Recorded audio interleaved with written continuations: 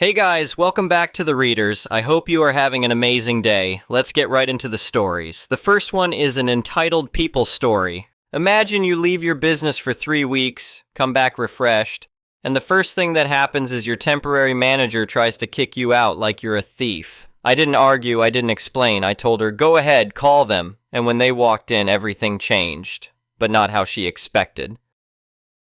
I never thought I'd be sitting here writing about the most insane day of my business career, but here we are. What happened last Tuesday still feels like some twisted episode of a reality show, except it was my actual life and my actual business on the line. Let me back up and give you some context. 3 years ago, I founded a boutique tech repair and custom PC shop called Aura Systems. We're not your typical computer store. We specialize in high-end gaming rigs, custom builds for crypto miners, and prototype hardware testing. Our clientele includes professional streamers, tech companies, and people with more money than sense who want the absolute best components money can buy. The thing is, I built this business from the ground up to be different. I wanted it to feel exclusive but not stuffy, underground but professional. Most of my time is spent in the back lab working on custom builds, testing new hardware, and managing the technical side of things. I rarely spend time on the retail floor because frankly I hired people to handle that so I could focus on what I do best. About a month ago, I decided to take a 3-week retreat. I'd been grinding non-stop for 2 years and needed to clear my head. My regional management firm suggested bringing in a temporary manager to keep things running smoothly while I was gone. They found someone named Linda who had experience in high-end retail and came with stellar references from luxury stores downtown. I should have met her before I left, but honestly, I was burned out and trusted the management company's judgment. They assured me she understood our clientele and our brand image. What I didn't know was that Linda had her own ideas about what our brand image should look like. The first sign something was wrong came from text messages I got while I was away. My lead technician kept mentioning how the new manager was really focused on the customer experience. At the time, I thought that was great. Customer service was always important to me, even if I wasn't the most social person myself. When I came back last Tuesday morning, I had a scheduled one-to-one meeting with Linda for 2 p.m. I wanted to check in, see how things went, and discuss some new inventory I'd picked up during my retreat. I'd actually driven to 3 different cities visiting hardware suppliers and managed to get my hands on some prototype graphics cards that weren't even officially released yet. Here's where things get interesting. The keycard reader for the back entrance was being repaired that week, so I had to enter through the front door like a regular customer. I was dressed in my usual work clothes, a faded hoodie from a tech conference, beat-up sneakers, and jeans with a small tear in the knee. Nothing fancy, but comfortable and practical for handling expensive equipment. I was carrying a cardboard box that contained about $4,000 worth of prototype graphics cards. The box looked pretty ordinary from the outside, just plain brown cardboard. But inside were components that most gamers would sell their souls to get their hands on. The moment I walked through the front door, I knew something was off. The atmosphere felt different. There were only 2 customers in the store, both browsing our high-end display cases, and the place was dead quiet except for some generic electronic music playing softly in the background. I'd barely taken 5 steps when I heard heels clicking rapidly across the tile floor behind me. "Excuse me." I turned around and saw a woman in her mid-40s approaching me. She was dressed in a crisp business suit, had perfectly styled hair, and wore the kind of fake smile that retail workers use when they're about to kick someone out. This had to be Linda. "Can I help you find the exit?" she said, not even bothering to ask if I needed help with anything. I was confused. "Actually, I'm here for a hardware swap. I have some components to test in the lab." Her expression shifted immediately. The fake smile disappeared and was replaced by what I can only describe as professional disdain. "I'm sorry, but we don't accept walk-in hardware trades or purchases from individual sellers," she said, speaking slowly like I didn't understand English properly. "Our components come directly from authorized distributors." "Right, I understand that," I replied, trying to stay polite. "But these aren't for sale. I need to get them to the back lab for testing." That's when her tone really changed. She crossed her arms and took a step closer to me, lowering her voice but speaking loud enough that the 2 customers could definitely hear. "Listen, I appreciate that you're trying to make some money, but this establishment caters to a very specific clientele. People like you typically don't handle this level of equipment. I'm going to have to ask you to leave." People like me. Let that sink in for a moment. I felt my jaw tighten, but I kept my voice calm. "Are you sure you want to handle this situation this way? I have every right to be in this building." She actually laughed. Not a friendly laugh, but one of those condescending chuckles that managers use when they think they've caught someone trying to pull a fast one. "Sir, I've been in retail management for 8 years. I know exactly how to handle situations like this. You can either leave voluntarily, or I can call the authorities to report a suspicious person with high-value merchandise that they probably can't account for." The two customers had stopped browsing and were now openly watching our conversation. One of them, a guy in an expensive-looking jacket, had his phone out and was recording. Great. I looked around the store, taking in the displays I'd personally curated, the layout I'd designed, the brand colors I'd chosen. This woman was threatening to call the police on me in my own business. "You know what?" I said, pulling out my phone. "I think that's an excellent idea. Why don't you go ahead and make that call?" She blinked, clearly not expecting me to call her bluff. "I'm sorry?" "Call them. I'll wait right here." Her face flushed red, but she'd painted herself into a corner in front of the customers. If she backed down now, she'd look weak. If she followed through, well, that was going to be interesting. "Fine," she said, walking behind the counter and picking up the store phone. "But don't say I didn't warn you." I just stood there, holding my box of prototype hardware, while this woman called 911 on me in my own store. I started recording on my phone, not to be dramatic, but because I had a feeling I was going to need documentation of whatever was about to happen. Linda spoke into the phone with the tone of someone who was absolutely convinced they were in the right. "Yes, I need to report a suspicious individual who's refusing to leave a private business establishment. He's carrying what appears to be stolen electronics and becoming aggressive when asked to leave." Becoming aggressive. I hadn't raised my voice once. She gave them our address and hung up, then turned back to me with that fake smile again. "They'll be here in a few minutes. I suggest you reconsider your options."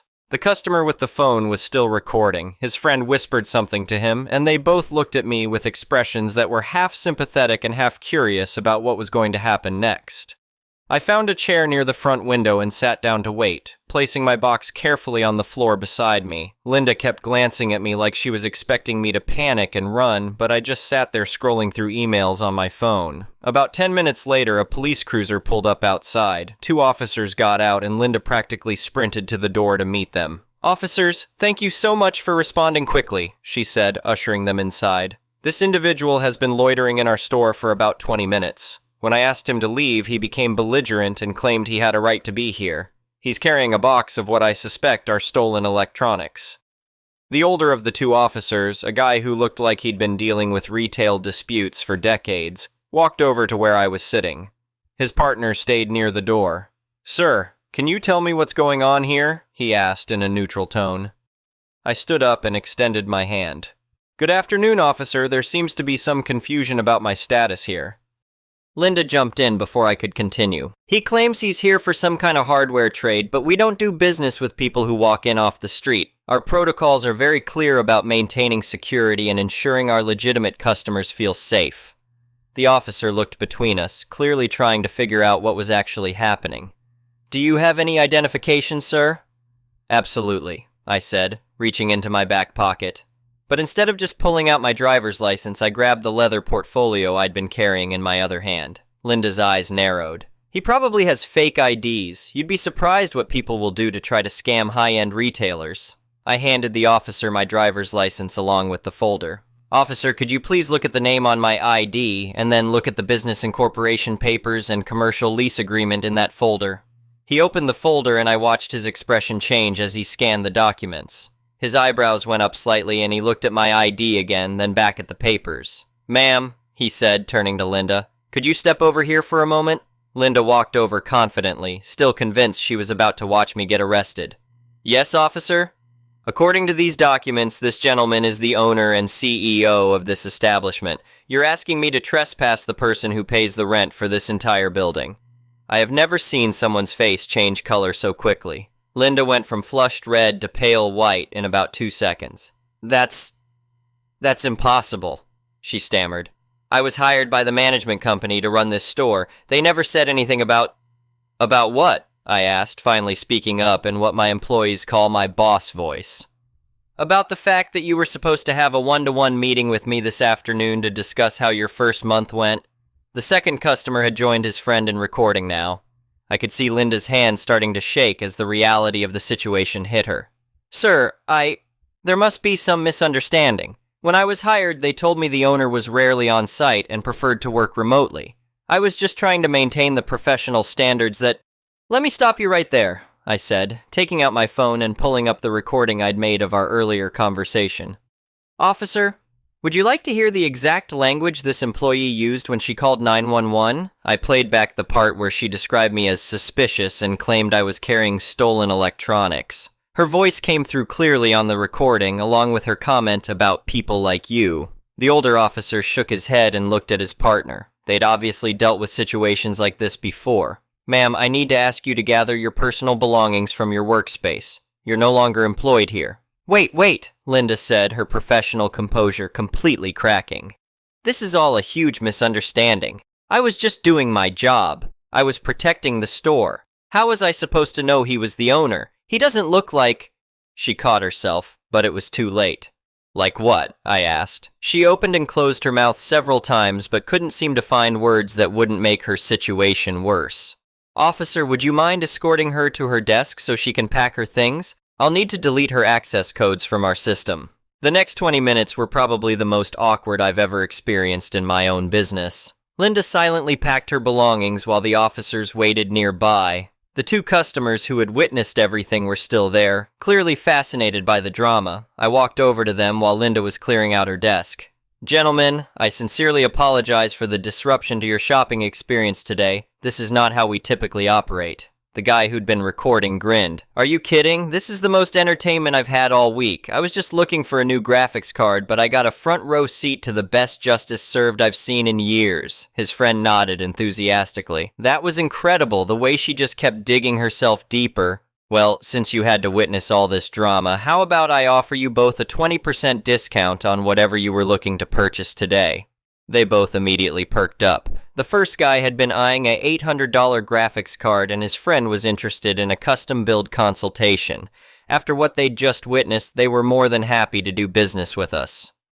While they browsed, I walked over to Linda's desk where she was finishing packing. The officers had moved closer to the exit, but were still keeping an eye on the situation.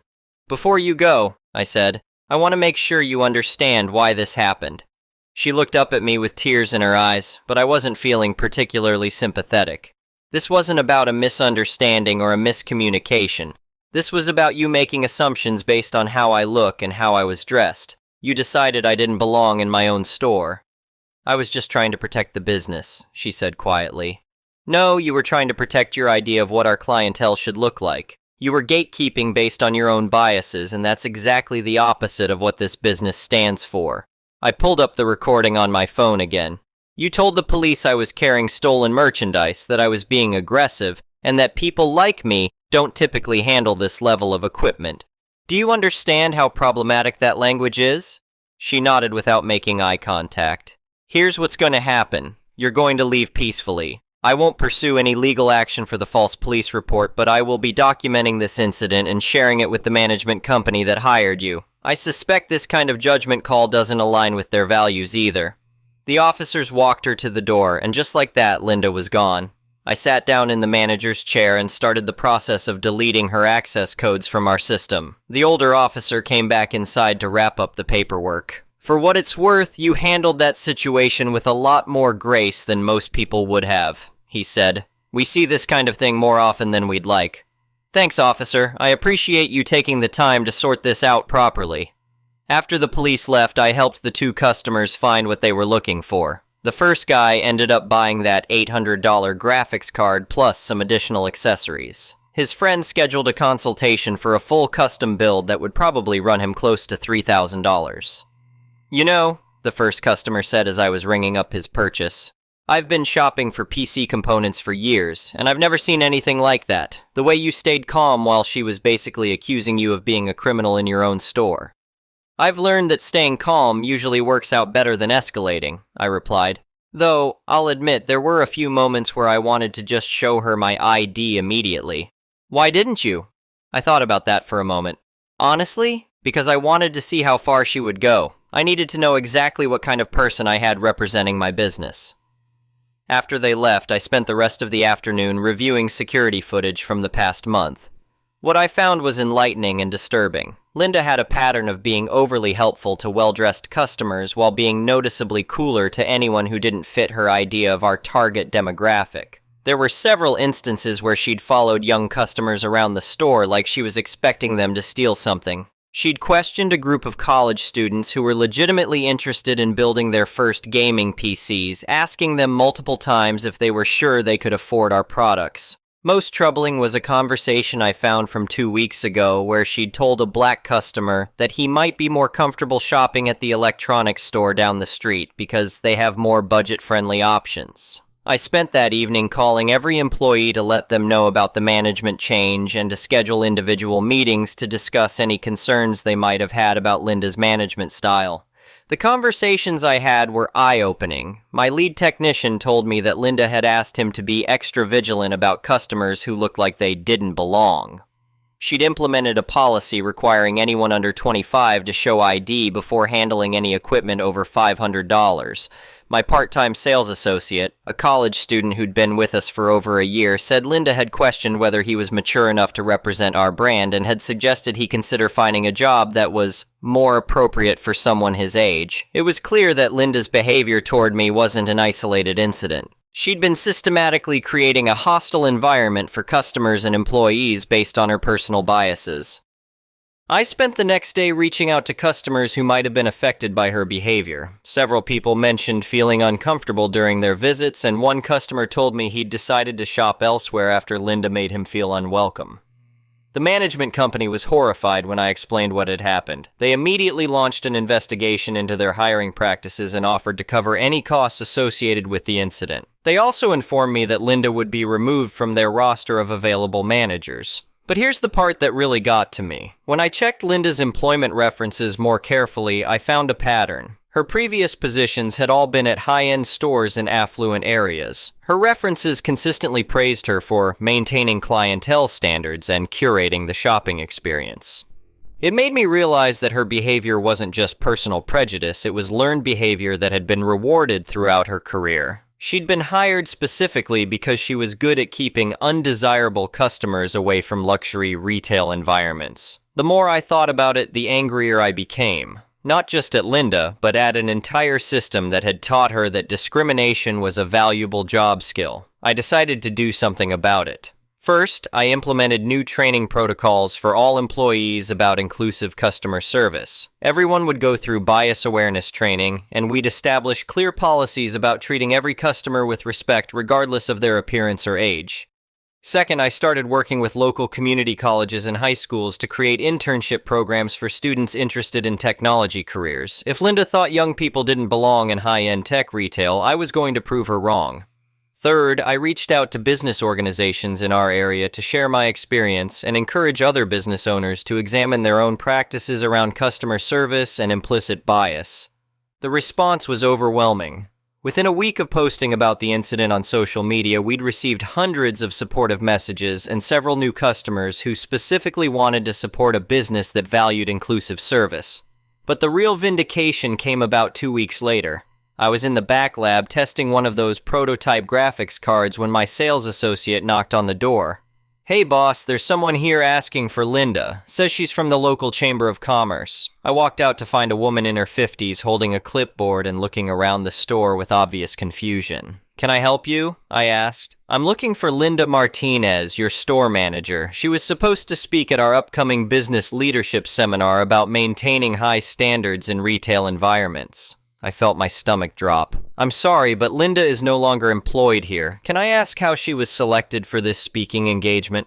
The woman, who introduced herself as the Chamber's event coordinator, explained that Linda had applied to speak about customer experience optimization in luxury retail. Her application had included references from several high-end stores praising her ability to cultivate an appropriate clientele and maintain brand prestige.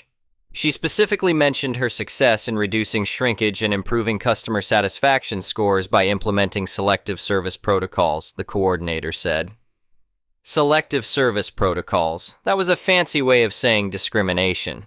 I asked if I could see Linda's application, and what I read made my blood boil. She'd essentially written a presentation about how to use customer profiling to maximize profits and minimize undesirable foot traffic. She was planning to teach other business owners how to discriminate legally.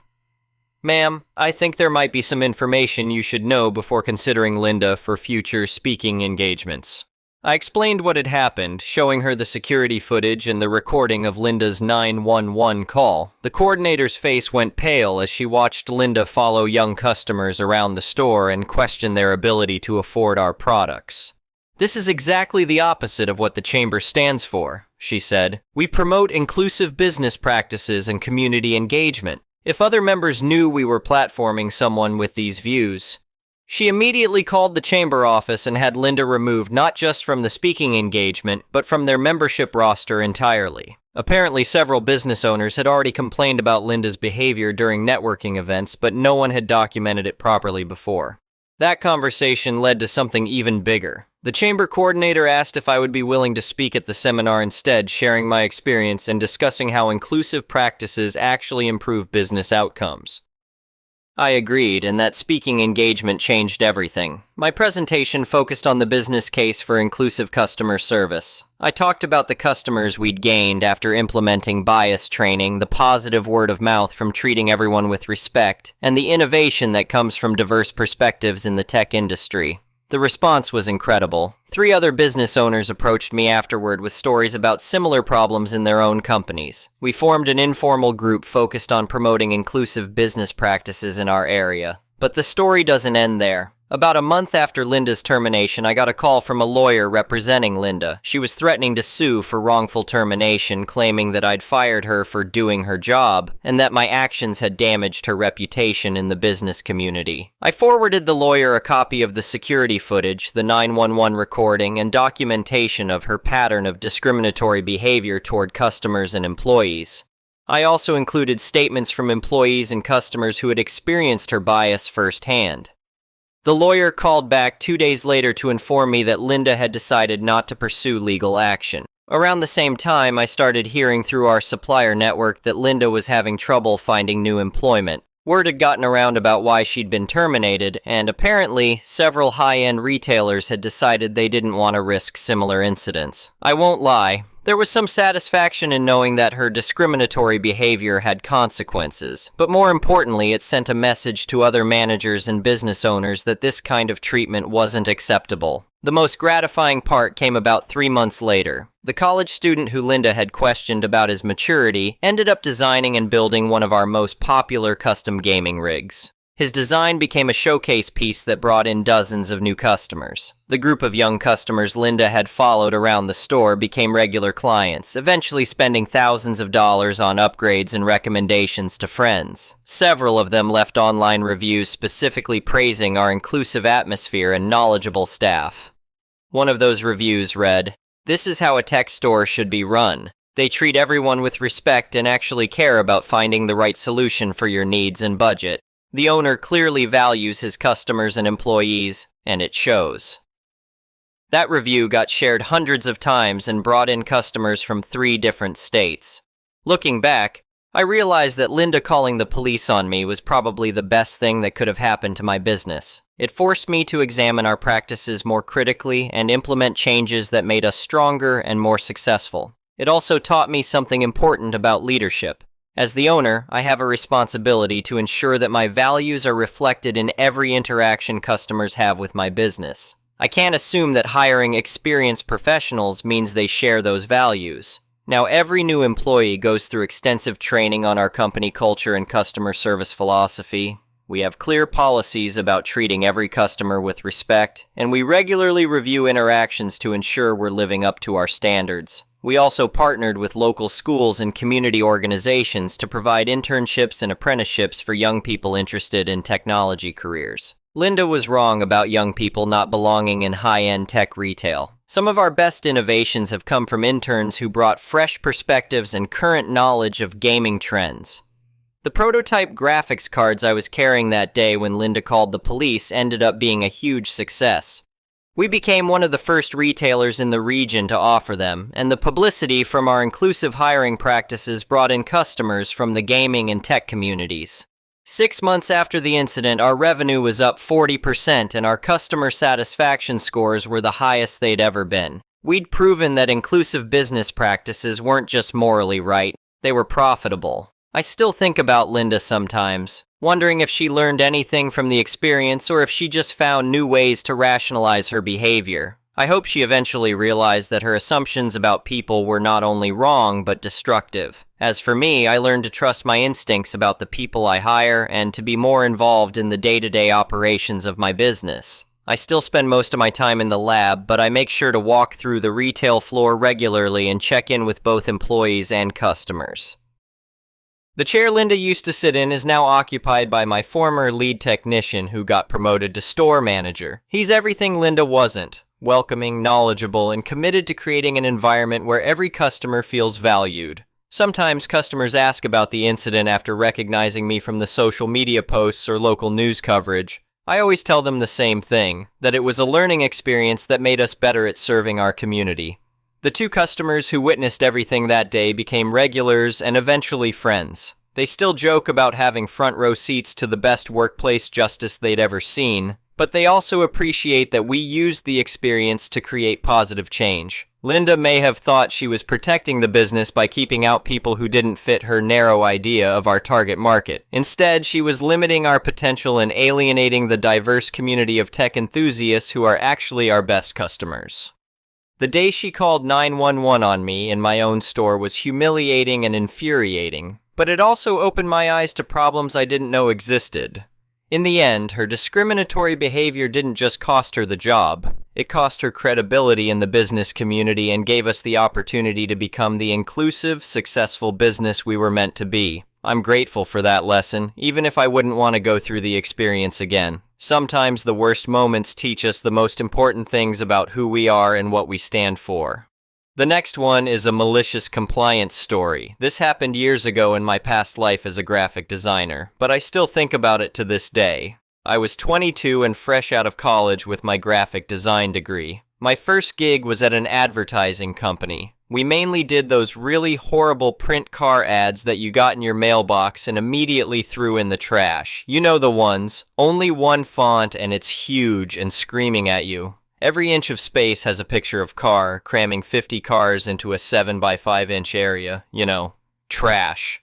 Fresh out of school, I foolishly made suggestions on how to make actual ads and not hot garbage. But it was made clear to me very quickly and very aggressively that they wanted trash. So I compiled. Now we had one client who was the client. He brought in the most money and bought the most trash ads from us. And he also was very specific on just how bad his ads should look.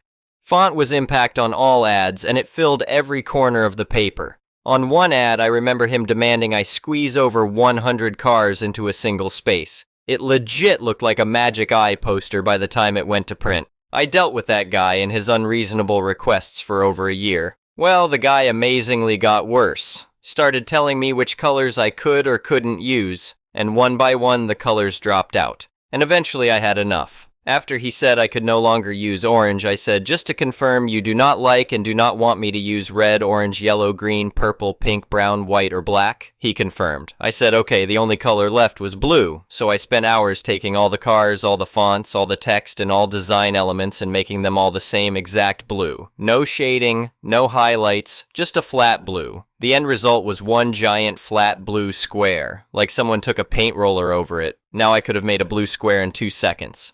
But I spent hours using all the elements he told me to use to cover my ass. Because when we sent that blue square to proof, the client of course blew up, called me screaming. I replied calmly that he told me the only color I could use was blue. I used all the pictures and elements he asked for and did exactly what he wanted and made them blue. Our calls were recorded so I didn't get in any trouble with my boss. And I got to waste several more hours remaking the same ad but with the original car pictures and elements. It was a really fun day. The next one is an entitled people story. I was widowed in my early 30s with 2 kids. I'd been single about 3 years, just stopped wearing the ring a month or 2 before this. I'm at a park play date with a group of moms, and there was a friend of the group that didn't know me. Most of what she talked about was how hard it is to be a single mom.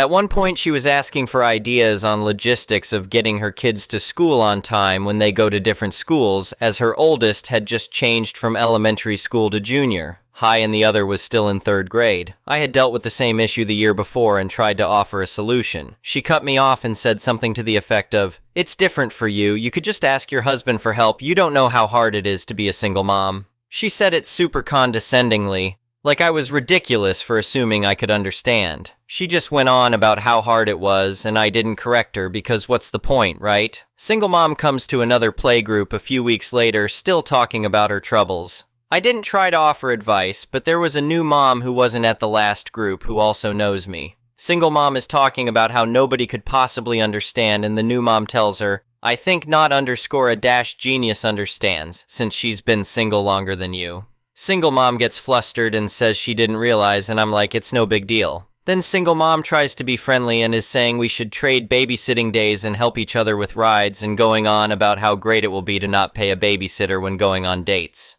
I tell her I'm not dating yet, and she tells me how after your husband cheats and leaves you, you have to get right back out there for your self-esteem. New mom overheard and says, "Single mom, she's a widow, she'll date if and when she's ready." At this point, I get the idea that new mom does not like single mom. Single mom, not appearing to catch on, says how much harder it is for her because her husband betrayed her and chose to leave her and mine just died. New mom laughed at her and told her that's the stupidest thing she's ever heard, and spilled the tea that single mom cheated for years, and they were officially separated when her ex-husband started dating again. Single mom goes silent and stares daggers at new mom. I was like, wow, look at the time. See you guys next week. I'm introverted and very low drama, so I did not go back for a few weeks, but I still laugh about it sometimes. The next one is an entitled people story. I work for a small moving company in my city. We move furniture and decor to many different places throughout the city. We got a call about moving a large load of bookshelves to a rather large industrial building. We loaded up 2 18-foot box trucks full of shelves and were ready to move. When we arrived at the building, we pulled around to the loading dock and began offloading the shelves. As we were bringing stuff off the truck, I went to building security to open the door. There had been a recent string of shootings in our area, and everyone was locking all the doors. They handed me a door stop and told me I could prop the door open since we have a large load. So I propped open the door and we got going. We no more had the first pallet off the truck when the building's maintenance manager came running towards us. He screamed at us, "What are you doing? You can't have that door propped open." Now, this man looked like he was somewhere between the ages of 76 and 105. He was as red as I've ever seen anyone. I calmly told him that security gave me a door stop and told me since we have such a large load, we could keep the door propped open. Of course, he wasn't having it. "I don't care what security told you, you cannot have this door propped open." At this point, my Native American temper got the better of me. I replied, "Yes, sir." I walked over to the door and picked up the door stop. I walked back to security and explained the situation. They rolled their eyes and explained that this crotchety old fossil is always causing problems all over the building. They told me I could still prop open the door, but now I was mad and was feeling petty. "He doesn't want us to prop the door open? Alrighty then." There was a buzzer outside of the door, so I buzzed security asking them if they could open the door. Well, guess whose office was right by said door, and thus guess who security called to open the door and let us in? That's right, Fossil Man that was 2 days older than dirt. He opened the door and let us in. We made our delivery and came back to grab another pallet. I again buzzed security, and they again asked Fossil Man to let us in. This happened twice more before he stopped me and said, "You know, if you wanted to keep that door open, you can, since you have such a big load." I replied with the biggest smile on my face, "Oh no, sir, this door cannot be propped open. I wouldn't want to upset anyone by doing that." He looked at me with a look on his face that was somewhere between murderous and the realization that he had made a huge mistake. 18 pallets later, we had the load delivered. And every single time, guess who had to let us in? It took us a little over 2 hours to get everything finished. The last pallet we delivered, I poked my head into Fossil Man's office and said, "Thank you so much for your help." I'm pretty sure he popped a blood vessel. The next story is titled, FHOA Gets Harassed by HOA I'm Not a Part of, and have refused to join. So, I purchased my property in a quasi-non-voluntary HOA enforced sale. I cleared the liens, which were disclosed prior to my purchase, and have been fixing up the property. I'm currently living in an RV I have parked in the front yard. I have it up on concrete blocks. Totally in violation of the HOA, but I'm not a member. The interior of the house is not livable. Pretty bad hoarding situation, and I have a standing order with the trash company to have a 10-yard bin that gets swapped out every Friday. I predict another 2 to 3 months until that service can be cancelled. The dumpster every week is on top of bags of clothing that goes to Goodwill and all the crap I put up on Craigslist and eBay for sale. Plus, I have enough shampoo and conditioner to keep my hair silky smooth and smelling of springtime for the next 50 years. The HOA has been harassing me to join. I thought we settled the argument, but screw them. They also attempted to have my RV towed off my front yard. Fortunately, I had already made efforts to prevent it from being towed. Namely, I called the towing company the HOA had a contract with, and my lawyer explained the situation. They also started sending me fines in the mail, and I'm adding them to the harassment file. Not being dumb enough to be sued, the towing company agreed that they wouldn't tow any vehicle from any space that could be defined as 123 Oak Street without my direct authorization, including but not limited to the driveway, garage, front yard, or street in front of 123 Oak Street. We also saw a way for them to profit from the situation. This is my pro-revenge on them. We have a standing deal that they can drive the tow truck to my house, then they knock on my door and ask if I called the tow. If I say no, they charge the HOA for wasting their time, and if I don't answer, they can still charge the HOA for wasting their time. The towing company hit them for about $500 before they caught on to the deal that they made with me. Some good news, I've successfully gotten into the bathroom and cleaned out all the children's clothing and decades-old pizza boxes and bags of onion peels. So after a great deal of elbow grease, I might actually be able to shower in my house soon. The next story is titled Neighbor War. My neighbors, both him and her, have whined about a lot of little things over the last 8 years. Bad enough that they are the only reason we would move away. We have considered it many times. Early this summer, they asked if they could heighten our shared fence from 7 feet to 9 feet. They offered to pay, but we said no, and then didn't hear anything for a few months. Then in early fall, they asked again and offered to pay again. I said no again. Then they came back with, "You don't complain about our fence, and we won't complain about your shed being too close to the other neighbor's fence." So I said, give me the weekend to think about it. I then spent the weekend moving my shed exactly 10 inches farther away from the fence, so it complied with city bylaws, and we haven't talked since. Not about the fence, not about anything. It's been 4 months. Super petty, but I am quite proud of this. The next story is titled, My Entitled Boss Almost Killed Me and Got Himself Arrested and Fired. I'm allergic to hand sanitizer, alcoholic wipes, generally anything that has alcohol-based products. I even bring my own soap because I can have a reaction to some soaps. I can't even drink the stuff without my lips swelling. My old boss was my cousin, so when COVID hit, I didn't really have a problem until my cousin got promoted and got transferred to a new office. Enter our new boss. We got a mass email going over our new COVID safety procedures, and one of the new procedures is that we all have to use hand sanitizer and antiseptic wipes. I sent an email to HR telling them about my allergies with medical documents. They sent back saying that I don't have to use the hand sanitizer and antiseptic wipes, and that they put it in my file. However, when I sent the exact email to my new boss, he replied saying that all employees have to follow the new COVID safety procedures, no exceptions. When I then replied that if I use those products, I'll need medical assistance, he then sent me another email saying that if any employee doesn't follow the new COVID safety procedures correctly, that they would be fired. I sent copies of the emails to our union rep and HR department, to which they replied that they would talk to him and kinda told me to ignore him unless he tries to actually fire me. So I go into work and my new boss is literally waiting for me at my desk with a bottle of hand sanitizer in his hands, asking me to hold out my hands. I replied saying, "No thanks, I'd rather not go to hospital today." He got mad and literally grabbed my hand and squirted sanitizer on it, then rubbed it in. Then said, "See, that wasn't so bad." I tried to go to the bathroom to wash it off, but he blocked me. Well, I had a bad reaction, thank God I had an EpiPen in my desk. My boss kept saying I thought he was lying, and kept saying that until I was put into the ambulance and couldn't hear him. A member of the HR department and the legal department came to visit me in hospital, probably making sure I don't sue, and informed me that he was fired. The woman from the HR department also said that they called the police on my behalf and I should be getting a visit from them soon. I can't talk about that as it's an ongoing investigation. ETA, I'm in Australia, so no medical fees. I'm not happy about the EpiPen, $40. They are expensive. Also, cops won't tell me anything. That's frustration. They did tell me that he's been ordered to stay away from me. So, he must be out of jail if he was ordered to stay away, right? I'm still in hospital hoping to be released today or tomorrow at the latest. I'll update when I get more information. The next story is titled, Entitled Parents Stole My Switch and Held It Hostage Because I Wasn't Visiting Anymore. I'm 20M and moved out of my parents' house at 18 because I really can't stand them. And it's for all of the kinds of reasons you can guess.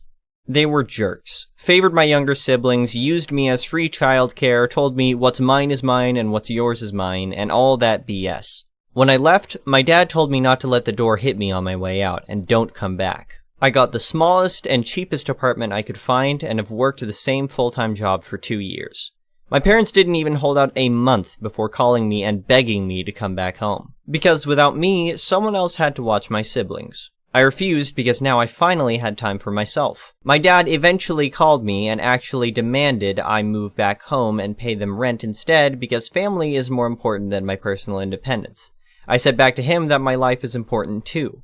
And for once, I'm getting to live for myself. So he basically said, well then see how long you can last without us, and we didn't talk for months. I don't know what he was hoping for. I managed well enough by myself. My family seemed to slowly accept that I wasn't going to come crawling back, and over time we seemed to mend things.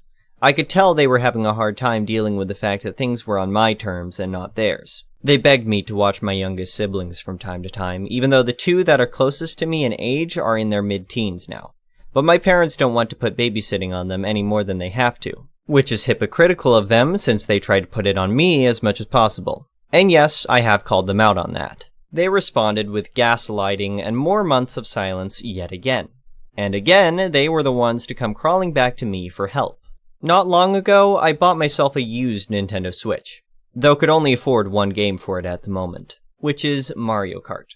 I got it bundled with the console for a good deal. My mom came by on Saturday and asked me to watch my two younger siblings for a while. She basically pushed them in the door at me and ran. And I was stuck with these two rowdy kids all day in my tiny apartment.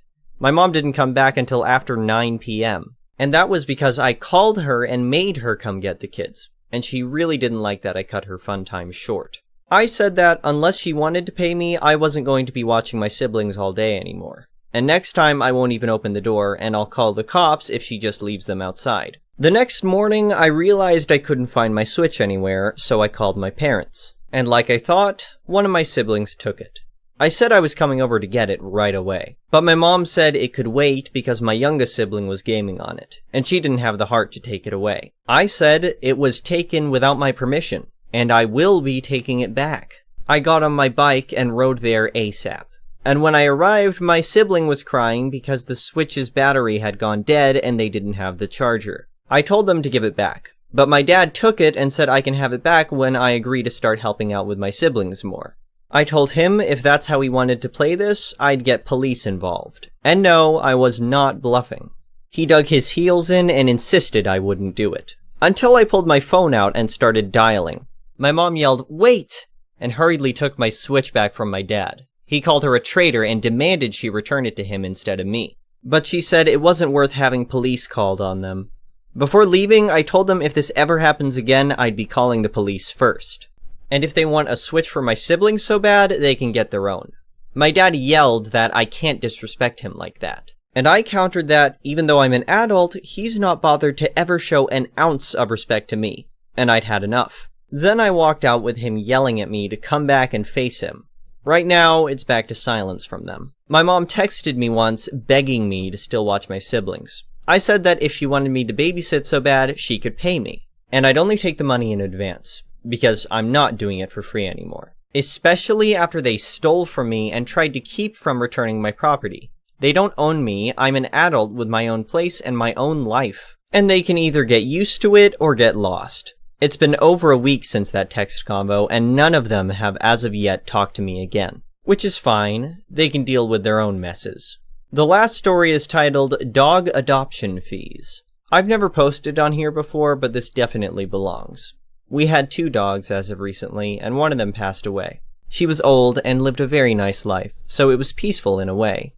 She had medical issues, so I'm glad she passed around the family she loved. She was larger, a golden mix, and our other dog is much smaller, so we decided to donate her stuff on Craigslist to someone who might be looking for a dog or already had one that needed supplies.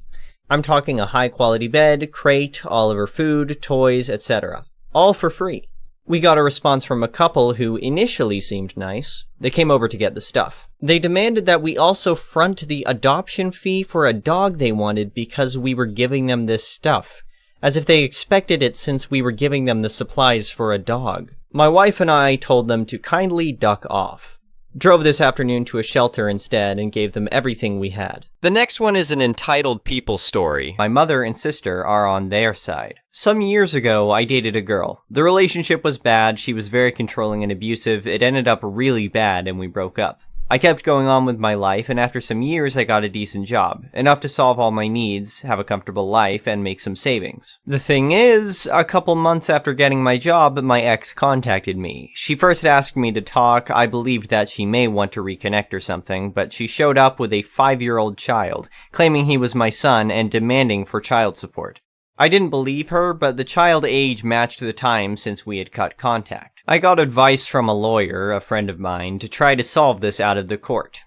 I offered to take responsibility, pay all the costs, and being an active part of the kid's life only after making a DNA test. Everyone was okay with this except for my ex. She acted offended and demanded to just give her the money she deserved. She used all the excuses she could, even contacted my family and told them I was trying to avoid taking responsibility of her child. When she ran out of excuses and the DNA test was finally made, surprise, I'm not the father. She was so mad with the result and cried about the money, saying it was unfair and she deserved it. But she didn't accomplish anything. Moving on to last week, there was a little party at my parents' house. My brother, a friend, and I were talking, and my brother started to joke about the situation with my ex. My friend and I started to joke about it too. Some of our comments were a little dark and bad, but we were far away from the rest of the people.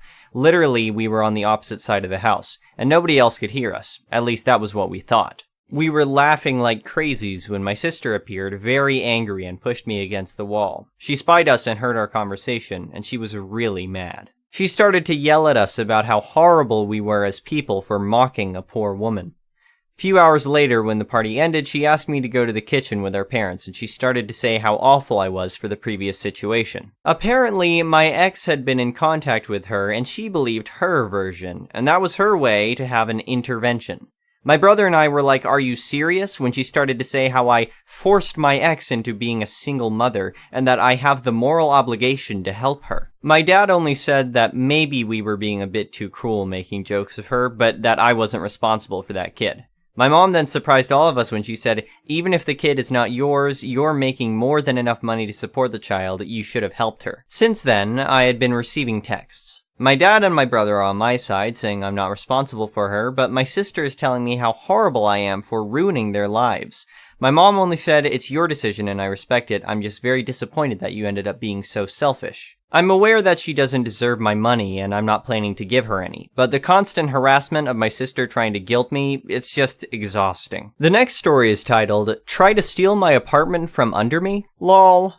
Back in the mid-90s, I was a single guy in my late 20s, and if I'm being honest, a bit of a man-child. I had a job that paid just enough for me to pay rent and go out drinking every night. I was a regular at a bar, and it was there that I met two ladies who were around my age. They had just had their roommate move out unexpectedly, and they were looking for someone to fill the vacancy in their 3-bedroom apartment. The rent was cheap, only $350 a month for each of us, and the location was ideal, close to everything. Plus, the heat and electric were paid for by the doctor's office below us, making it a unicorn of a place for me, especially since I was paying that alone and utilities at my previous place.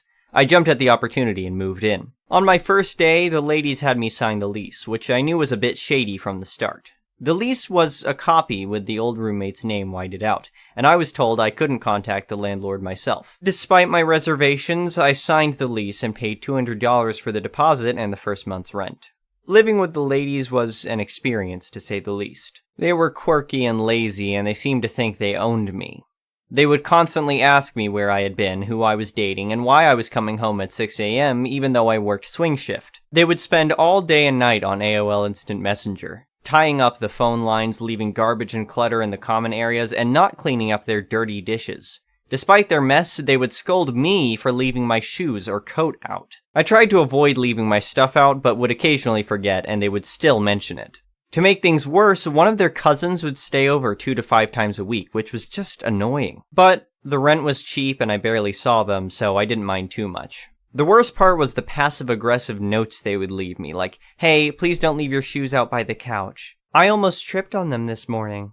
The place was cluttered with their mess, but my shoes were the problem. It got even worse when I started dating the person who would become my wife. They were jealous and would try to break us up. For example, one morning my girlfriend called me and the ladies answered the phone saying that I never came home after meeting a girl at the bar. Of course, this was untrue and my girlfriend knew it because she had dropped me off for my night shift the night before. There were many similar instances, but I won't go into detail about all of them. The lease was up in a month and the ladies decided they were moving out, meaning I would have to move out too. When I asked if I could take over the rent, they said that the landlord had already leased the place to someone else. So I finally called the landlord myself and found out that she only knew I was living there because she received my rent check every month. I made them out to cash and the roommates were too lazy to cash them before giving them to the landlord. She told me that she had not leased out the apartment and hadn't received any notice from the ladies that they were moving out, but their cousin was wanting to sign a lease. That's when I decided to get my revenge. I found out that the ladies had been scamming the landlord and their former roommate by collecting rent money and keeping it for themselves. They had been living in the apartment for free while charging others for the same living space. This was the final straw for me. I reported the situation to the landlord, who was shocked and grateful. She immediately evicted the ladies and their cousin, and she also thanked me for bringing the situation to her attention. But I wasn't satisfied with just reporting them. I wanted to make sure that they would never be able to scam anyone again. So I took to the internet and posted their names, faces, and the details of their scam on a popular pro-revenge subreddit. I made sure to include all the evidence I had collected, including copies of the lease and the notes they left me. The post quickly went viral, and I received hundreds of messages of support and thanks from people who had been scammed by these ladies in the past. A few days later, I received a call from the local news station. They had picked up my story and wanted to do a follow-up. I agreed, and the ladies were publicly exposed on the news, ruining their reputation, making it nearly impossible for them to scam anyone again. It was a small victory, but it felt good to know that I had stood up for what was right and protected others from being scammed. In the end, I moved out and found a much better place to live. I never heard from the ladies again, but I heard through the grapevine that they had moved out of town and changed their names. I felt a sense of closure and satisfaction knowing that I had gotten my revenge and prevented them from hurting anyone else. The next story is titled, "Evil Mama Bear Told Me to Use My Own Money." So, I did. As many know, my sister tried to get money out of me a lot when we were kids, and she never wanted to pay back any loans, so I almost never loaned her anything. On this day, I was 14 and was essentially babysitting my sister around the mall. It was a Saturday and my dad was at work. EMB wanted to get her hair and nails done, so she told me to walk my sister around the mall. We went to a few places and my sister blew through $40 pretty much right away. Then she tried to drag me into a lingerie store. Yeah, my 11-year-old sister tried to take me to look at ladies' underwear. I refused to go in and she pouted. So we went to the food court. Sis went for her favorite food there, and I got a burger, if I recall correctly. Then, Sis dragged me around some more, and we went to the video store. She wanted to buy a DVD of a new movie that was released at the time, but pretty quickly noticed she'd blown through half of her money in one day. So, she asked me to buy the DVD. I don't remember what it was, but I do remember not wanting it. Sis tried to say that it'd be a family DVD we could watch together. I still said I wasn't buying it, so she had a tantrum, but I just ignored it. Following that, we went to the game store, and while there, Sis found a video game she really wanted, but I did not. I think it was a Grand Theft Auto game or something, but I was, and still am, bored by those. And besides, I couldn't even buy it for her even if I wanted to because it was an M-rated game, and you had to be an adult to buy it. She had another fit, and then we met back up with EMB. Sis cried to her that I didn't buy her anything and she was low on cash. I said it wasn't my job to buy her anything and she had her own money. Sis whined about how badly she wanted the DVD and how we could have watched it together. EMB tried to order me to just go buy the DVD by saying it didn't matter if I used my own money or not if it was going to be a family-used DVD. I told her I didn't care and it wasn't even a movie I wanted to see. EMB got in my face and again ordered me to go buy the DVD with my own money while pointing in the direction of the video store. So I just laughed and said that I would not. Even through all the makeup on her face, I could see how red she was turning. Then I said I would use my own money, the way I want to, and just started walking. I walked straight back to the video store, bought a much cheaper used anime DVD that I wanted instead, then went back to the game store and bought a used copy of Legend of Zelda Wind Waker. Back then a used copy still only cost $20. Well, my Legend of Karen's mother called me selfish and said I was a bad brother. I just reminded her how my money was my own. And even Dad tells her that. I won't spend it on anything I don't want. We left the mall and both my mother and sister refused to speak to me for the rest of the day. I took the GameCube into my room and had a blast playing Zelda. We did have another copy of that same game, but my sister liked to hoard it for some reason because she knew I liked playing it. Whenever I mentioned I wanted to play certain games, my sister suddenly had a renewed interest in them, and then insisted on playing them again first. So getting my own copies when I could was a must because I could keep them in my room. Still have that Wind Waker game too, as it was one of the few games my sister managed to not steal or break when she stole the Xbox 360 and destroyed 3 other game systems at my dad's house. The next story is titled, My Dad is Kicking Me Out. I'm leaving a gift. His long-distance girlfriend is moving in December from overseas, and because my father is a liar, she falsely believes that my room was used by his ex and that she had since moved out. The truth is that they were sharing his bed until last week while I lived in the other room. And so, to keep up the ruse, he told me yesterday that I had 2 weeks to clear out my room, take my belongings, and leave no trace of my existence behind in the apartment. His girlfriend is apparently a clean freak, and my dad is desperate to make a good impression. Hence me getting kicked out. So right before I leave, there's going to be an accidental spill of tuna juice on the living room rug, and there will be honey and sugar in inconspicuous corners. I think the ants will love it. Hopefully the tuna juice will go bad and make the whole place slowly stink over the course of several weeks for no reason, and hopefully my dad will be embarrassed and miserable. The next story is titled, Life as a Flea Market Worker. I help my parents sell company return items in a flea market, and I wanted to share some of the most annoying and funny interactions. Even though items are labeled as returns, sometimes they can be overstock or canceled orders and they're still sealed or in pristine condition. I always test the items before I bring them to the market, or I sell them dirt cheap and inform the customer that I do not know the condition of the item. This one happened today, and I didn't really know what to say to her. Karen was looking at the headphones I was selling and sees that I have Apple AirPods, and she asked me if they were real. And I told her the ones she was pointing at were real, and I have fake ones on the other side. Some people don't want to spend that much on a headphone, which is understandable. That's why I have the fake ones. She looked at me disgusted and said, "Ew, I don't want those fake ones. How much are the real ones?" I told her that they were $80, and she got pissed for some reason. She said, word by word, no headphone should be that expensive. $20, take it or leave it. At this point, I was kind of annoyed because I live in Texas, and it's not fun to spend 8+ hours in that heat and argue with stupid people. I told her that I sell the fake ones for that much, and there's no way I'm selling them for $20. FYI, the AirPods were 2nd-gen ones, and they were open box new. The wrapping paper around the headphone was still there, and it had 3 months of warranty left. She ugged, and started to look at the other headphones I have, and saw the Powerbeats Pros, which are the second most expensive headphones I have. The first one being Sony WH-1000 XM4s. She asked me if I could do $20 for that one. I told her that since they're still sealed, I'm asking $150 for those, and she had a shocked face. She left angrily and I didn't see her again, fortunately. The next one is an entitled people story. I'm currently working in a factory, and a couple weeks ago, we moved into a new building. This new building was originally made specifically for my shift. However, the longer shift has claimed it as theirs as they work longer. Fair enough. The supervisor for the longer shift is a pain in the ass. She takes pictures of how the desks were left, and if anything has moved in the slightest, she complains. Any mistakes? She complains, even though they make more mistakes. In her recent rampage, directed at our shift supervisor, she kicked me from the desk I've been using as I make too much mess, and was told I have to work on the other side of the benches with everyone else. I have never left the desk in a mess. I always swept the entire side of the floor, as I'm the only one who worked that side. Always filled all the tubs of screws and things up, just always kept it how it was left. When I came in the next week, she had left loads of her stuff on my new desk. paperwork, light fittings, pencils. She'd plug chargers into the plugs. And it was at this point that I decided that none of their stuff would be allowed on my desk. It had to be left exactly as it was, and I've started taking pictures.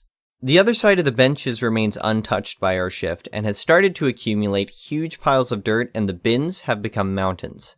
She asked why that side hasn't been cleaned, so I told her if I'm not allowed to work there, I won't be cleaning it, as it's not my mess. She's not happy, but knows there's nothing she can do. The next story is titled, Become the Worst Neighbor and HOA Board Member Ever? Lose Your Job in HOA.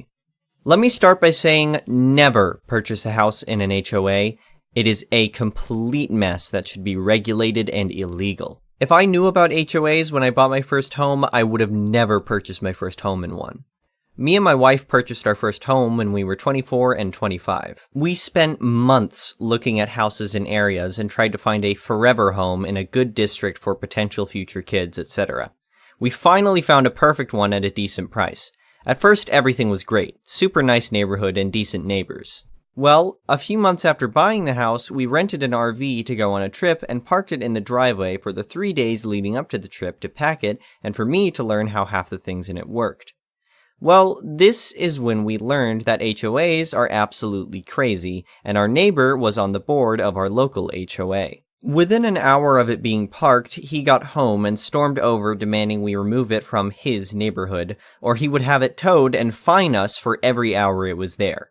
Myself, being the average and normal person, told him kindly to duck off and get out of my driveway, and told him if he returns, I'll call the cops because he was screaming like a madman an inch from my face. About 3 hours later, a big rig tow truck shows up, and he walked up like he was a god and handed me a plain envelope with a letter inside that pretty much said, by order of the HOA, this RV is to be towed, and a fine of $1,500 for violating their rules.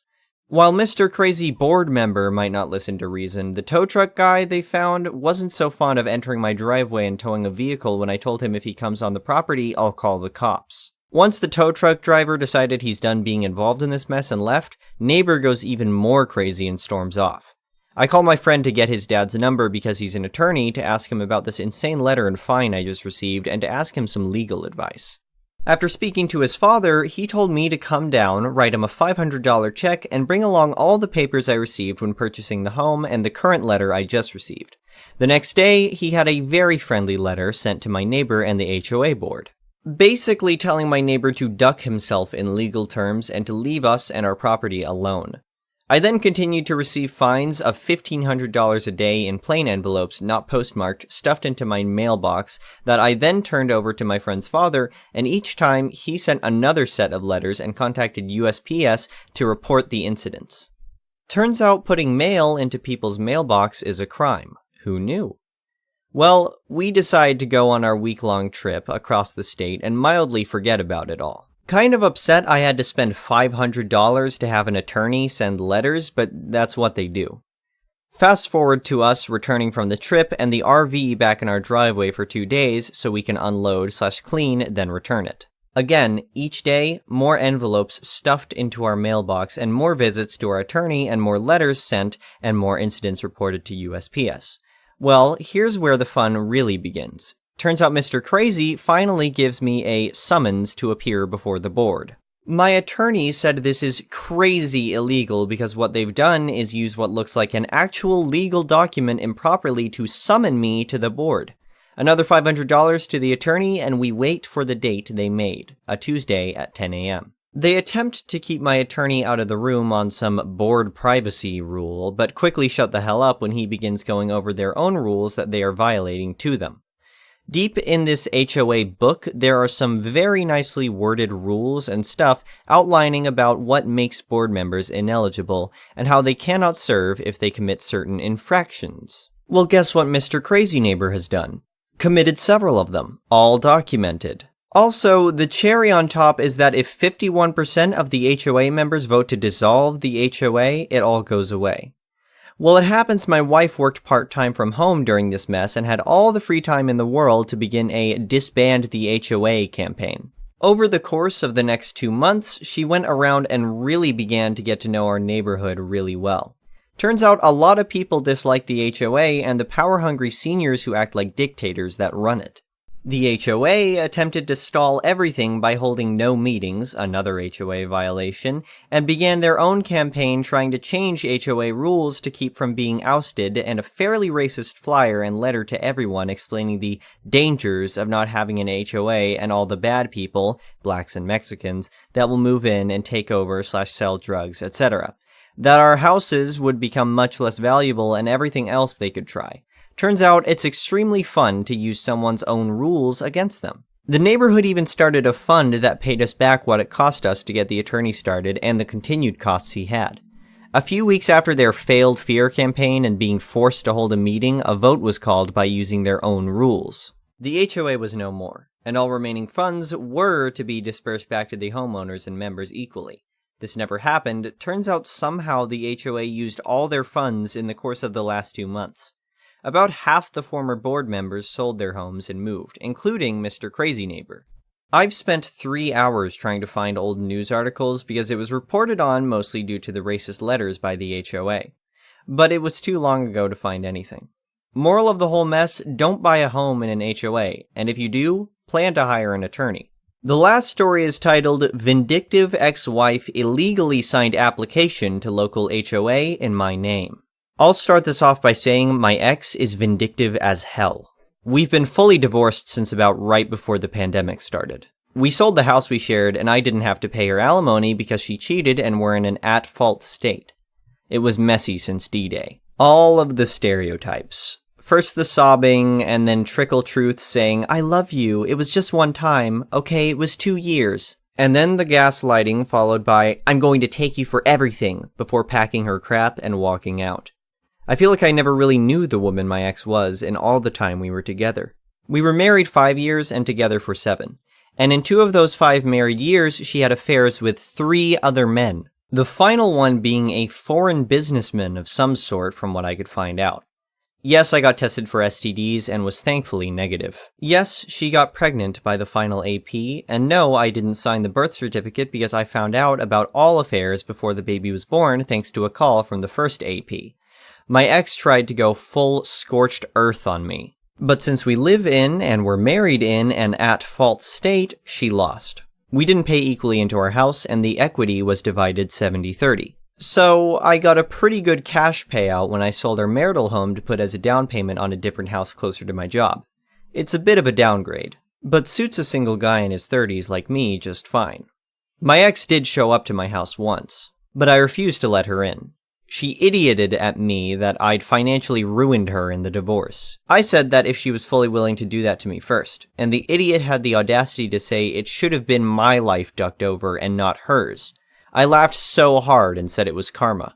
She yelled that she'd sue me for what was rightfully hers. I said if she was going to sue me, then to go ahead and sue me. It'd end up the same way in court because she has nothing but a false sob story. She was the cheater, not me. I'm no angel, but I didn't do anything to her, and she was the one who ruined our marriage. She then said she'd tell everyone she could that I abused her. I said I'd sue her for defamation if she did, and I was recording our interaction and had those words saved to my phone. She went wide-eyed and her jaw dropped.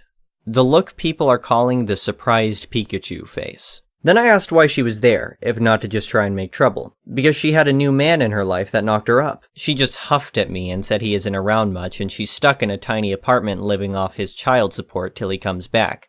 It was immature of me, I know, but I did the bit of playing the world's smallest violin. She yelled at me to go duck myself and I yelled back that I'd sooner do that than her any time.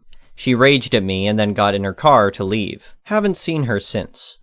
There is an HOA in my neighborhood. But I was not legally obligated to join it because the last owner of my house was not a member. I made sure of that through a real estate lawyer as well. The HOA had no grounds to force me to join and were not happy about it. The HOA president would show up with forms every week for the first month demanding I sign them. Then she threatened to take me to court, to which I had to get a C&D sent to her from my lawyer to make her stop that. So she started harassing me by looking for any infractions she possibly could to report to the city. An inspector came out several times and found nothing wrong. In fact, I offered one of them a burger while grilling, and they graciously accepted. Did I mention the HOA hates barbecues and parties that aren't approved in advance? Well, they do. And I like to grill when the weather is good. And my neighbors actually love me for it because I invite them over. I had the police called on me several times for noise complaints because I was playing music on a Saturday afternoon while having my friends over. The HOA president I caught trespassing once when she was trying to peer into my windows. I called the police, but she denied ever doing it. So, I got cameras. She hasn't trespassed since. But I still got repeated passive-aggressive letters saying my cameras were not an approved addition to my house. Some months ago, I started getting letters for fines in the mail. And when I contacted the HOA, the representative claimed they had it on record that I joined and needed to pay all fees effective immediately. I told them that was not possible. Then they emailed a scanned copy of the forms and they had a signature on them, but it was not mine. It was very similar in some ways, and I recognized it right away as being my ex's handwriting. She knew what my signature looked like, but it was a loose imitation at best.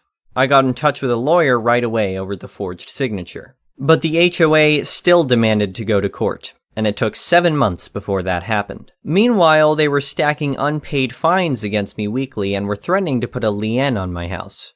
We went to court and the HOA president looked very smug. But my lawyer pointed out how the signature wasn't the same as mine and was very inconsistent in the various forms. I'd never allowed the HOA president in my house and I'd never requested the forms. The idiot HOA president actually slammed her palm on the table and said it was still binding, but when pressed where the fraudulent signature came from, she admitted my ex-wife called the HOA and they sent her the forms, then got them back in the mail signed. But then she actually claimed she'd thought I'd signed them. The judge looked at her and asked if she was serious. She confirmed she was. The judge then asked how a woman I was no longer married to, that had never even lived with me in my current residence, was supposed to have any bearing on whether or not I joined her HOA. She went quiet, and I could see the oh crap look on her face as the hamster wheels were turning, and she seemed to finally mentally put the pieces together.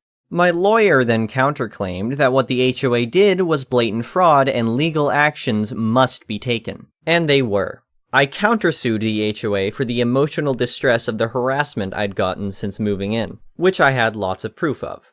That won me about 10 grand after lawyer fees that I decided to put towards my mortgage. The HOA president was removed from her throne.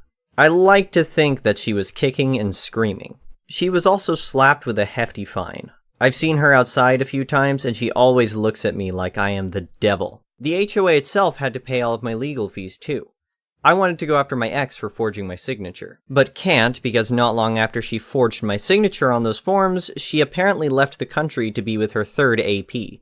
She's somewhere in Europe from what I can see of the final posts on her FB before she disappeared. So I can't do anything against her unless she ever returns to the US. So that was a wash. I'm not getting letters from the HOA anymore though, and the new president has promised to keep things completely cordial from now on.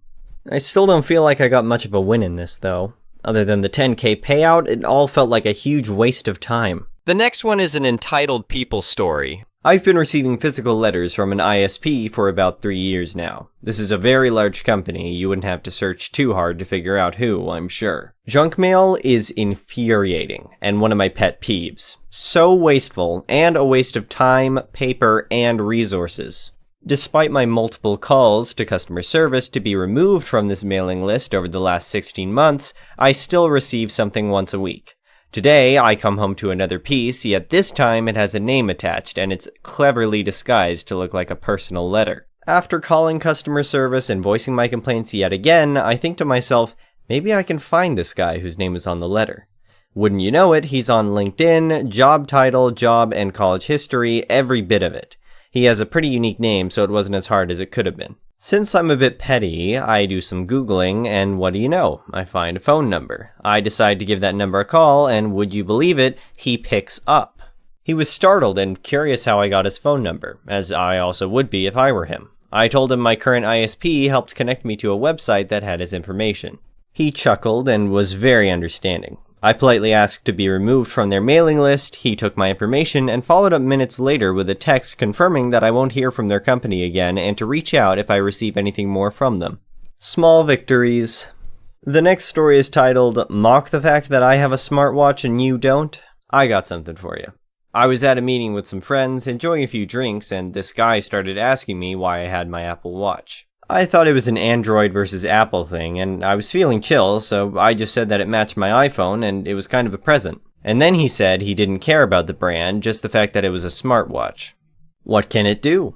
And every time I said something like, I can read my texts and know who's calling without getting my phone, he would throw his old phone in my chest. He repeatedly asked what my watch could do, and every answer that I gave, however polite and far from arrogant, he would throw his old phone in my chest.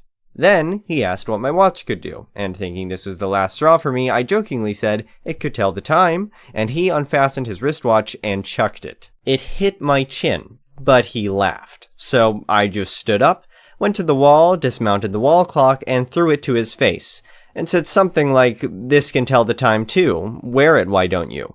I can't remember exactly, I was a little bit drunk. It wasn't really painful, but it was loud. I was scared, but I wasn't gonna let him see it. I looked him dead in the eye as if saying, "The F you gonna do?" And he just stayed there quiet. I went to the restroom to smile at myself in the mirror and give myself a high five. The next story is titled, "Wanna Steal My Customers? I'll point them right to you." I am a hairdresser that rents a booth in a salon, as do all the stylists that work there.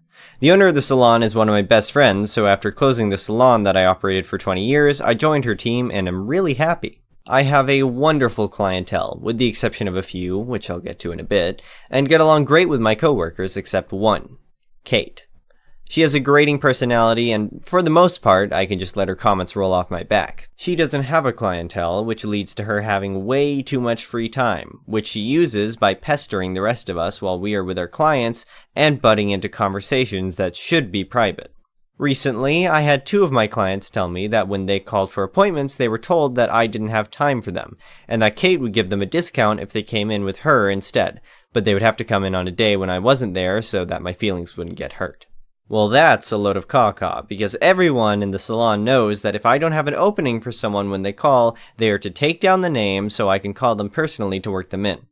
When I confronted Kate about those instances, she just shrugged and said that I was too sensitive. And besides, I was too busy, so she was really just helping me out. On to the petty revenge. I have a few customers that I've been trying to get rid of for years. You know the ones, they are never happy, always late, don't tip, and generally a pain in the butt. I decided that if she wanted my customers so bad, I would feed her the ones that I wanted to get rid of anyway. So, when they had trouble getting in with me, I would tell them that I was booked out for months, but they would be really happy with Kate. She told me yesterday that she didn't know why all my idiot-y customers were her problem now. My days are better. It's a bit easier for my customers to book with me, and she is always in a bad mood for having to deal with unhappy customers so much of her day. Plus, a couple of my other coworkers have started doing the same. The next story is titled, "Destroy My Childhood, Ruin My Chance at College, and Laugh When I Said I Was Homeless? Lol, cool, I'll ruin your ducking life." Backstory. My mother was a really crappy person. I have 4 other siblings. 1 older sister, 3 way younger, 3 different dads. Before I was born, I'm a male by the way, my oldest sister was taken away from my mother when she was a few months old because she tried to stab/slice the father of my sister while he was holding her. She lost custody, and the dude left her. Older sister goes to live with her father's family in a different cue lil ol' me coming into this sexy world. My dad went to jail 2 to 3 years after I was born for a while. I rarely saw him. He's an alcoholic, if that matters. She was a single mother, but she made it work, and she worked hard. One of the bigger problems was that she took out all her aggression and hatred of my father on me, as well as work, stress, etc. She dealt with sexual abuse growing up, which I'm sure definitely affected her relationships and how she treated me as well. Anyways, cue me being abused from the age of 4 to 5 to about 17. Every day was hell. She was extremely strict, and her perspective was warped. She was also pretty big in stature and had a lot of strength. Examples of her being crappy. I've gotten beaten up badly once because her room was dirty. The dishes weren't washed and I got beaten soon as I got home, even if there weren't dishes when I left for school. If I walked too loud, I'd get my ass beat. She broke my nose for looking at her the wrong way on my 10th birthday, when she bought me a cake I was allergic to. It had peanuts. She knows I'm slightly allergic, but feigned ignorance. It was more or less every day or every other day. She used her fists, elbows, extension cords, hangers, chairs, canes, bats, etc. Whatever she could find, I was getting beaten with. I couldn't ever escape to my room for long because she would always call me every few minutes to get her things or to yell at me. She never drank or did drugs or anything. Whenever she was upset and I happened to be in front of her, she'd kick me down the stairs to make me hurry up. She's put a knife to my neck before and had to be forcibly stopped by her BF of the time. Burned my Christmas presents from other people. She didn't get me anything that year. And just other really crappy things. The only thing I will say, she tried really hard to make up for it with video games and electronics, etc. It didn't make a difference to me, though. It never helped. She controlled most aspects of my life. I got by with little petty revenges. Peeing in the Lipton iced tea she drank. Rubbing her forks and spoons between my butt cheeks before I served her dinner. Ignoring her screams to help when she had kidney stones. How the F am I supposed to help anyways? But by the time I got to high school, I turned to alcohol. I resented her, and the negative atmosphere affected who I was as a person. I started to be cold and uncaring. Calculated. She started kicking me out every few months, telling me to find somewhere else to live by age 15. She sent me away to a different country for a year and tried to keep my passport, but I made it back to the US with the help of the embassy and my stepfather. She'd already left by that time and found some other dude. I came back senior year with no credits for the prior grade, which ended with me getting a GED. I spent most of the time I could with my best friend and started working crappy jobs. I was terrible at saving, as I had accumulated loads of crappy habits while growing up, so it didn't make much difference. She eventually told me that if I went to college, I would always have a place to live until I finished. Cue my first 2 semesters at a 2-year college. I maintained a 3.7-ish GPA. My teachers loved me, and it was my escape. Towards the end of my second semester, during finals, I came home late one night around 10 p.m. and my mother yanks the door open, screaming in my face, asking when I'll move out. I'm slightly drunk and decide to completely ignore her and walk to my room. If I opened my mouth, that day would be the day I blew up and cursed her out. I've rarely ever raised my voice at her because it never ended well. Now, at this point, I'm 19, and I've been doing school full-time with no savings. I'm also fairly fit and could easily take my mom at this point. Never laid a hand on her or any woman. I hate violence. I get to my room, she rips my door open and starts yelling. I say nothing and stare at her. She walks away and called the police on me, saying she thought I'd murder her and my younger siblings. I don't know where the duck she got that idea from, as she's the one who's nearly killed me many times. I packed everything into a duffel bag and left 5 minutes afterwards. I failed all of my finals because I couldn't make it to my school. Things kinda spiraled, and the next 2 to 3 years were me on and off homeless. I survived the best I could in a big city with no college degree and made a lot of crappy choices due to my crappy habits. Eventually, I found a profitable hobby that gave me meaning, and through that, I started to work my way up. Got my own apartment, had a full-time job, and did my hobby on the side. I hadn't kept up contact with my mother at all, but my younger sister, who was old enough to have a phone, found me on social media, so I saw photos and such. She didn't have it anywhere near as bad, but she did get beaten occasionally. My mother reached out via email, all smiles, asking how I've been. Now guys, I've always been envious of the relationship most people have with their mom, so I gave her a chance and gave her a call. We talked for a few minutes and everything was civil and seemed like things would go okay. But then, she asked me what I've been up to for the last few years, and I told her honestly that I was homeless for a while and struggled a lot after what she did to me, but I worked my way out of it. She literally laughs. She laughed for a few seconds in a very condescending kind of chuckle, and then said, "I never did a thing to you, so you don't know what abuse is. It's your own damn fault you were homeless. So how about you?" But by that point, I hung up. I was speechless and fuming. I don't know what abuse is? Okay, idiot. I've spent too ducking long letting you destroy my sanity. Now is the time. There was a few things my mother didn't know. One, I knew for a fact that current well-paying job she had was gotten on lies, as she never got her college degree and lied about it on her resume. Two, I had access to all of her email accounts and cloud storage accounts since I was the one that set them up when I was younger, and she never changes her passwords. Lastly, she definitely wasn't aware that from 13 years old and on to the last time she hit me, I took photos of all my bruises, marks, wounds, bloody noses, saving them to my computer and then Google Drive. On top of that, my little sister has been sending me photos via social media of the bruises she got from my mom. The first thing I did was compile all of those photos/videos into one folder. I then reached out to CPS in my city and explained that my siblings were being abused, how I was abused in the past, and that I had mountains of proof. Since I've called the cops on my mother before, and the thing that happened with my older sister, there was immediately a home visit. They arrived almost a day later with the police, and coincidentally, my mother was literally in the process of beating my younger sister when they were knocking. Cue an emergency removal of all my siblings from the house, and my mother getting arrested, though she was released hours later. I was getting a day-to-day play-by-play because my mother's best friend is a blabbermouth, and everything my mother said she told her son, who relayed it to me without either of their knowledge. I sent CPS all the evidence, and there's a legit case against my mother now. The next day, I emailed and then called up her job to inform them that she had lied about having a very necessary college degree, as well as current events in her life, which sparked a background check. She was fired days later. Say adios to $75,000 and a blacklist in the only industry you know how to work.